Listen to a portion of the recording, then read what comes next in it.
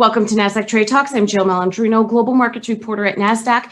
Joining me for Singapore FinTech Festival coverage is Arthur Chen, Chief Financial Officer at Futu. Arthur, it's great to meet you virtually. Welcome to Trade Talks. Thank you for having me, Jill. As a key player in the online brokerage industry, Futu has never failed to tell a compelling story. Please share with us Futu's growth and success and let us know how you see the trends in 2021. Do you expect them to continue? Sure. Futu is one of the largest consumer fintech companies, primarily focusing the retail brokerage business in Hong Kong. We primarily serve these mainland retail individuals alongside with the Hong Kong retail individuals to trade in the US market and also in the Hong Kong markets. You are definitely right. I think 2020 is a very important IPO mega years in Hong Kong and in the US.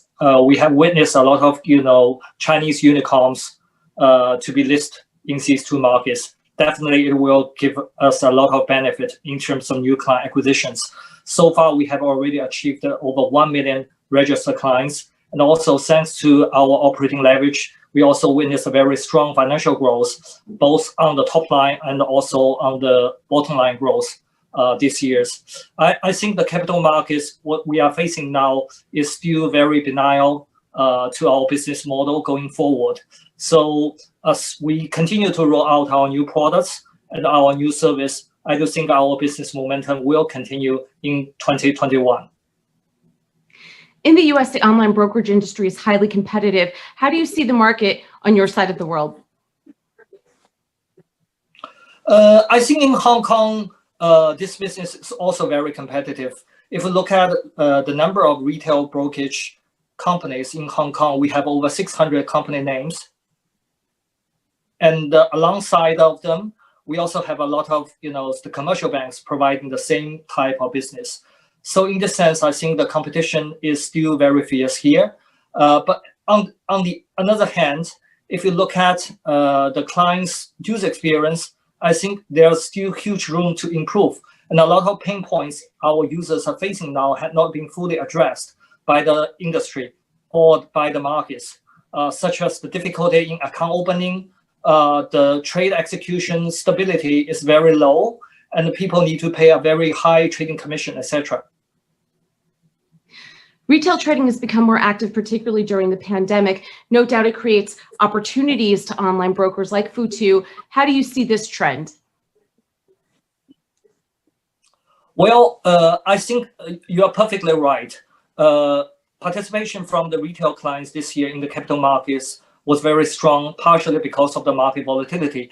What we witnessed in particular in this March and going forward. And on the other hand, I think the pandemic is a positive catalyst for transfer people from the offline model to a more online models. But besides these two factors, I think there are still a lot of structural reasons. For examples, technology, what we are using now alongside with our peers, actually make the market more accessible to the main street. So you can imagine a digital-born young person's he can open and fund his accounts in Futu New platform just within 10 minutes. He can also, see the real-time market data. I need to give the credit to Nasdaq as well, because all the real-time market data in the US actually powered by the Nasdaq, one of the strategic partners in the US. And also he can share and also he can discuss about his trading ideas with his friends through Futu New friend circles. We've discussed a lot of opportunities for key online brokers like Futu. With the landscape evolving so quickly, how do you see the risks and the challenges? I think the number one risk we are facing now, or a challenge we are facing now, is investment education. Because the millennial and also Generation Z populations are still in the early stage of their wealth accumulations and their investment journeys. How to let them know the importance of portfolio management, asset diversification, etc., in a very easy process is a key challenge we are facing now. Secondly, I think is the system stability. and also the security, particularly in light that we almost double our paying clients year to date compared with last year. And thirdly, I think is the compliance, regulations, and also the risk management. At the end of the day, we will regulate by the SEC and also SFC since day one. So how to maintain a very high standard of compliance and to follow the regulation is a key priority we are considering now. And Futu has been extremely successful. Congratulations again to you and your team for making such a success in only 8 years' time. The disruption brought by technology companies, a lot of opportunities in the innovators and the tech embracers. Is it a winner-take-all game? What does one need to do in order to win? Well, I think the growth at all costs, such kind of mentality, which is often used in a lot of internet company, may not be applicable to the consumer fintech, because the business we are conducting now is highly regulated, as I mentioned before. So the compliance and also the risk management are as important as many traditional financial service, our peers, etc. In that way, how to maintain a precious balance between the thing, you mean the trading, the regulation, and also the tech DNA. I think this is the key for the success. I also think it is still too early to think about winner-take-all situations, because what we are doing now, alongside with our peers, is try to make the addressable markets bigger. So actually, everybody's, including existing peers, will be better off. So there's still a lot of, corporations, partnership, more than a competition. And Arthur, share with us your business strategy and the growth plan for Futu. Sure. First, in terms of products, there will be a lot of new product and new service to be rolled out in the next 12 months. Hopefully, you can see more of the product choice in our platform, not only in Hong Kong, but also in other countries.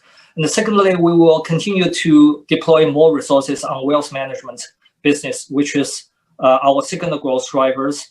So besides the stock trading, you can buy a lot of mutual funds, even the private funds distributions in our platform as well. So that I think is the more like, geographic expansions, such as internationalization. We recently have already gotten the license, broker-dealer license in the US and also in Singapore. We are now in the preparations of a new products for the Singapore markets, which hopefully you can see in Singapore in early 2021. And that's certainly exciting. Where do you see Futu in the longer term, let's say the next 5 years? And what would be the next step for Futu to be in the United States? I think in the United States, primarily we were more focusing on the self-clearing capabilities, which I think will not only enhance our economics, but also more importantly to enhance our user experience over there. In the long term, I think, like other vertical consumer fintech companies as well, we are trying to be more capable for distributing different asset class in our one platform to our users, in order to be our users' primary wallet, and also increasing our wallet share over there. Okay, Arthur, thanks for joining us on Trade Talks, and thanks for joining me. I'm Jill Malandrino, Global Markets Reporter at Nasdaq.